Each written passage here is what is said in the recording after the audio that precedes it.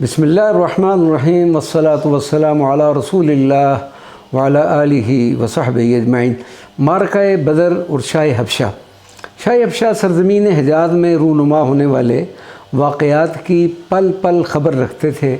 उनके सुराग रसानों ने उन्हें मैदान बदर में मारका हक़ व बातिल की ख़बर दी तो शाह हबशा सजदा रेज़ हो गए। मुहाजिरीन सहाबा कराम को अपने शाही महल में बुलवा भेजा तो मुहाजिरीन ने देखा कि हज़रत नज्जाशी ज़ाहिदाना लिबास में खाक पर बैठे हैं। पूछा गया कि बादशाह सलामत ये क्या है?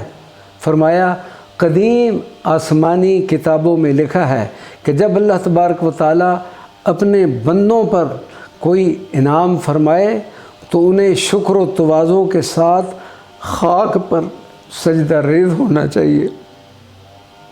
आज हम मुसलमानों पर भी अल्लाह ताला ने इनाम फरमाया है कि रसूलुल्लाह सल्लल्लाहु अलैहि वसल्लम और सहाबा कराम को अल्लाह तबारक व तआला ने बदर में दुश्मनों पर फ़तह व गलबा नसीब फरमाया है।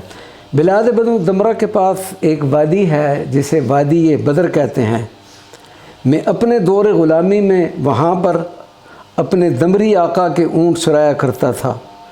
ये जंग उसी मुकाम पर हुई जिसमें दुश्मन के बड़े बड़े सरदार मारे गए और हमारे आका व मौला सल्लल्लाहु अलैहि वसल्लम को फ़तह नसीब हुई।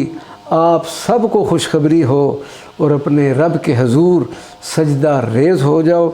इंशाअल्लाह अगले क्लिप में शाह हबशा ने हजूर नबी करीम सल्लल्लाहु अलैहि वसल्लम के लिए एक हबशी लाठी इरसाल की थी, उसका मुख्तसर तज़किरा करेंगे।